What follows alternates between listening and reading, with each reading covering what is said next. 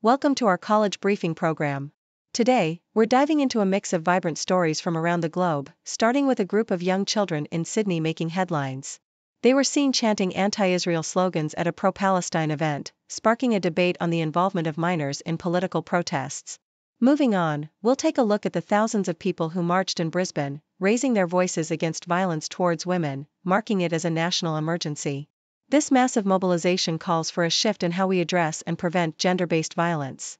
Lastly, we'll explore the significant increase in local students attending international schools in Hong Kong, a trend reflecting changing educational preferences among parents. So, stay tuned for these stories, each shedding light on the dynamic shifts in societal values and actions. Please continue to watch for detailed content. In a world where every voice, no matter how small, seeks to be heard, recent events across the globe have highlighted the power and the pain of collective outcry. From the streets of Sydney to the bustling city of Brisbane, and even within the educational institutions of Hong Kong, individuals and communities are raising their voices, demanding change, and expressing their identities in unique and sometimes controversial ways. In Sydney, a pro-Palestine event captured the attention of many, not just for its political stance but for the participants involved, young children. The Sydney Morning Herald reported that at this gathering, hosted by Families for Palestine, children were seen and heard chanting slogans calling for intifada and labeling Israel haram. This event, featuring a lesson by Macquarie University academic Randa Abdel Fattah, was not just a political rally but an educational and familial gathering. Children, alongside adults, engaged in arts and crafts, painting the Palestinian flag on their hands and cheeks, embodying the message of their cause. However, this act of expression has been met with criticism, with concerns raised about promoting racial hatred and religious extremism. The involvement of children in such politically charged expressions has sparked a debate about the line between education and indoctrination. Moving from Sydney to Brisbane, another form of protest took the streets by storm, as reported by the Sydney Morning Herald. Around 3,000 individuals marched to protest violence against women, labeling it a national emergency. This protest was sparked by the alarming statistic of 33 women allegedly murdered in domestic violence attacks in Australia since the beginning of the year. The march was not just a call for awareness but a demand for action, criticizing the government's reliance on police and calling for a shift towards prevention. The inclusion of men in the rally, carrying signs such as "Real Men Stand with Women" and "Call Out Your Mates," highlighted a collective responsibility to address and combat gender-based violence. This event underscored the urgent need for societal change and the importance of solidarity across genders in tackling issues of violence against women. Meanwhile, in Hong Kong, a different kind of shift is taking place within the realm of education. The South China Morning Post reports a significant increase in the number of local students attending international schools, with the number tripling between 2013 and 2021. This trend is not merely a matter of educational preference but reflects deeper concerns and aspirations among parents for their children's futures. Despite the decrease in non-local enrollment in these schools, the total enrollment has increased by about 20% over the same period. This shift suggests a re-evaluation of educational values and future prospects, as parents opt for an international curriculum that they believe will better prepare their children for global opportunities, rather than a reflection of dissatisfaction with local schools over national education and security issues. These events, spanning different continents and addressing diverse issues, illustrate a common theme of expression, protest, and the desire for change. Whether it's children in Sydney voicing their support for Palestine, thousands in Brisbane marching against violence towards women, or parents in Hong Kong choosing international schools for their children, each instance reflects a community's attempt to assert its values, demand justice, and envision a better future. These acts of expression, whether through chants, marches, or educational choices, serve as powerful reminders of the ongoing struggles and aspirations that unite people across the globe. In the wake of recent global events, the world has witnessed a surge in activism, protests, and political feuds that highlight the ongoing struggle for inclusivity, free speech, and political power. From college campuses in the United States to the bustling streets of Hong Kong and the political arenas of the Philippines, these incidents not only shed light on the issues at hand but also on the broader implications for society. In the United States, the Associated Press reports a significant wave of student protests against the Israel-Hamas war, which has led to severe repercussions for those who participated. Universities across the nation, including prestigious institutions like Columbia University, Yale University, the University of Southern California, Vanderbilt University, and the University of Minnesota, have taken disciplinary actions against students involved in these protests. These actions range from suspensions and evictions from campus housing to arrests and expulsions, leaving the academic and future careers of hundreds of students in jeopardy. Amidst these disciplinary measures, there's a growing call from both students and faculty for amnesty, arguing that the repercussions could have long-lasting effects on the students' lives, including for international students who fear losing their visas. This situation underscores the delicate balance college administrators are trying to maintain between ensuring free speech and maintaining an inclusive environment, especially when some protests veer into the territory of hate speech and anti-Semitic threats. Meanwhile, in Hong Kong, the South China Morning Post highlights a different but equally troubling issue of inclusiveness, or the lack thereof, following acts of vandalism targeting ethnic minority families. A suspect has been arrested for these acts, which have sparked outrage and condemnation from the ethnic minority communities and calls for better education on inclusiveness. Community leaders, while believing this to be an isolated case, admit that discrimination against ethnic minorities remains a persistent issue. The city's chief imam and other community leaders are advocating for increased public education and support for residents seeking help, emphasizing the need for a more inclusive society that respects and protects its diverse population. On the political front, the Philippines is witnessing a brewing feud between two of the country's most influential families, as reported by the South China Morning Post. The verbal exchange between First Lady Marie-Louise Liza Araneta Marcos and Vice President Sara Duterte Carpio hints at the upcoming political battle for the presidency in 2028.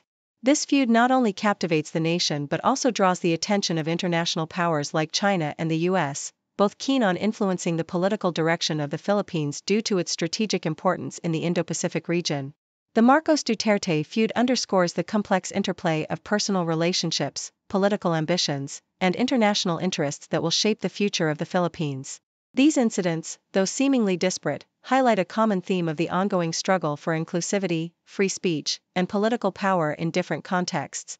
Whether it's students in the United States fighting for their right to protest without facing life-altering consequences, ethnic minority communities in Hong Kong seeking respect and protection, or political families in the Philippines vying for control and influence, these stories reflect the broader challenges and complexities of navigating societal norms, rights, and power dynamics in today's world.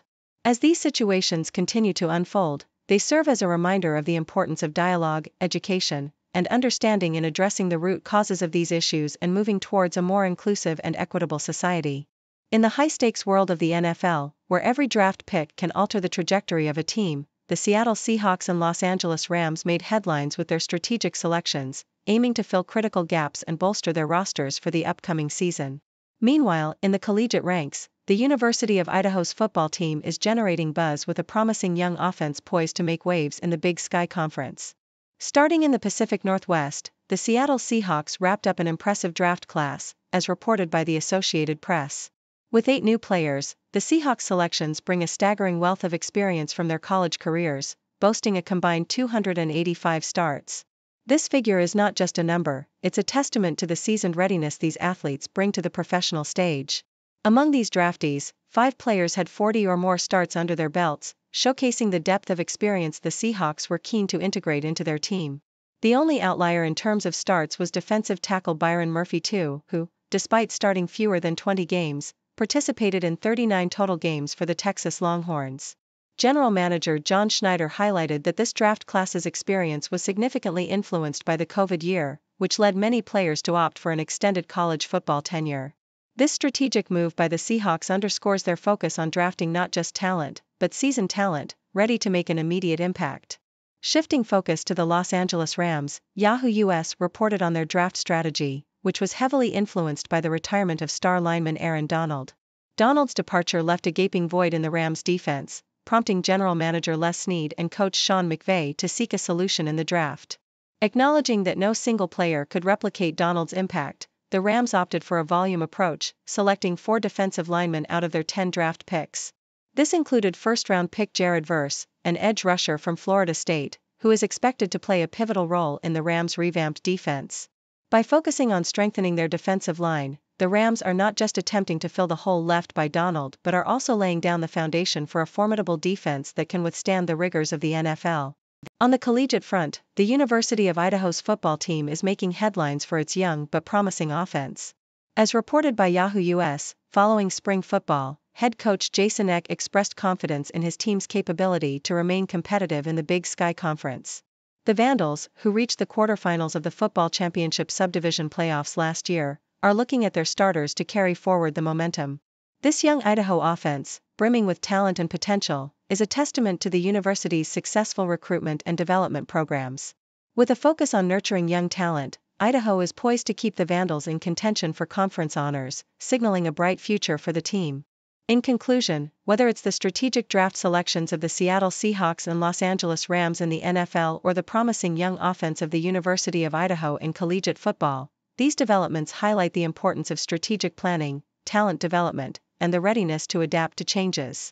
As these teams integrate their new additions and refine their strategies, fans and spectators alike wait with bated breath for the unfolding of the upcoming season, eager to witness the impact of these strategic moves on the gridiron. In a dazzling ceremony that celebrated the achievements of women in basketball, Maya Moore and Simone Augustus took center stage as they were inducted into the Women's Basketball Hall of Fame. The Associated Press reported on this momentous occasion, highlighting how these two phenomenal athletes led the Lynx to 4 WNBA championships and secured multiple Olympic gold medals, etching their names in the annals of sports history. Their induction was not just a personal triumph but a testament to their indomitable spirit and relentless pursuit of excellence. Alongside them, other luminaries like former player Taj McWilliams Franklin and former official Violet Palmer were honored, showcasing the diverse talent that has propelled women's basketball to new heights. The ceremony also took a moment to recognize Cheney University with the Trailblazer of the Game award, and the Afghan resettlement program received the For the Love of the Game award, underscoring the broader impact of basketball beyond the court. Meanwhile, across the globe in Japan, the Japan Times captured the excitement of Michael Penix Jr., a quarterback from the University of Washington, as he embarked on his professional career with the Atlanta Falcons. Selected at number 8 in the first round of the NFL Draft, Penix Jr.'s enthusiasm was palpable. He described the moment as a dream come true, a culmination of years of hard work and dedication. His confidence and eagerness to start his career in the NFL were evident, as he appeared unfazed by any concerns about his draft position. Penix Jr.'s story is a reminder of the power of perseverance and the joy that comes from achieving one's dreams against all odds. In a different part of the world, the Australian Broadcasting Corporation shed light on a pressing issue facing First Nations communities in Victoria, Australia. The Uruk inquiry is delving into the exclusion of First Nations people from water management, revealing a struggle for water rights that has deep historical roots. Traditional owners have voiced their concerns, stating that their rights to ancestral lands and waters have been eroded since European settlement. Despite holding about 40% of Australian land through native title claims, First Nations groups own and control less than 0.2% of water. This stark discrepancy highlights the ongoing dispossession faced by these communities. The inquiry is exploring how treaty negotiations could be leveraged to negotiate water rights and ensure greater authority for traditional owners in water management, offering a glimmer of hope for a more equitable future. These stories, from the celebration of women's achievements in basketball to the aspirations of a young NFL quarterback and the fight for water rights by First Nations people in Australia, illustrate the diverse tapestry of human experience. They remind us of the power of recognition, the joy of fulfilling one's dreams, and the importance of advocating for justice and equity. Each narrative, whether it unfolds on the basketball court, the NFL draft stage, or in the halls of an inquiry, carries with it lessons of resilience, determination, and the enduring spirit of humanity. In a twist that feels like it's straight out of a Hollywood script, Reggie Bush, the former USC superstar, is set to reclaim his Heisman Trophy, a prestigious accolade he was stripped of 14 years ago. This remarkable turnaround, as reported by Yahoo US, is the result of the Heisman Trust's decision to reinstate Bush's Heisman Trophy and pardon him for his NCAA violations. This decision comes in the wake of a changing landscape in college sports, where the compensation of student athletes has shifted from a taboo to an accepted practice. The Heisman Trust's move to restore Bush's honor reflects a broader acceptance of this new reality in collegiate athletics, marking a significant moment of redemption for one of football's most electrifying talents. Meanwhile, the world of college football continues to celebrate its rising stars, with Yahoo Sports unveiling its annual All-Juice team for 2024. This esteemed list celebrates the crème de la crème of college football talents who exemplify extraordinary effort, attitude, and performance on the field. Among those honored are a dynamic mix of players from various positions, including USC's quarterback Caleb Williams, Toledo's cornerback Quinyon Mitchell, and Georgia's offensive tackle Amarius Mims, to name a few. These young athletes represent the future of football, showcasing the relentless spirit and skill that make college football a breeding ground for the NFL's next generation of superstars. Transitioning from the collegiate to the professional ranks, the Toronto Star reports on the Los Angeles Rams' strategic moves in the post-Aaron Donald era. The Rams, looking to build a new defensive core, made significant investments during the NFL draft, selecting top prospects to bolster their lineup. Notably, the Rams focused heavily on defense, drafting FSU teammates among others, in a clear effort to strengthen their unit for the future. Additionally, the Rams made headlines with their selection of Michigan's Blake Corum and Stanford kicker Joshua Carty, the latter being the top kicking prospect in the draft. These selections underscore the Rams' commitment to retooling their roster and remaining competitive in the challenging landscape of the NFL. The Rams' draft strategy also highlights the broader theme of transition and renewal that permeates the NFL. As teams like the Rams look to the future, drafting young talent to build a new core, the league itself continues to evolve, with new stars rising to prominence each season. This cycle of renewal is a testament to the enduring appeal of football, where legends like Reggie Bush can find redemption, and the next generation of stars can emerge to captivate fans and shape the future of the game. In conclusion, the narratives of Reggie Bush's Heisman reinstatement, the unveiling of the 2024 All-Juice team, and the Los Angeles Rams draft strategy weave together a compelling story of redemption, talent, and transition in the world of football. From collegiate stars making their mark to NFL teams strategically positioning themselves for success, these developments highlight the ever-evolving nature of the sport and its capacity to inspire and excite fans across generations. Thank you for tuning in. The content above showcases the latest briefing reports and analytical synopses, thoughtfully curated by the 6Do team.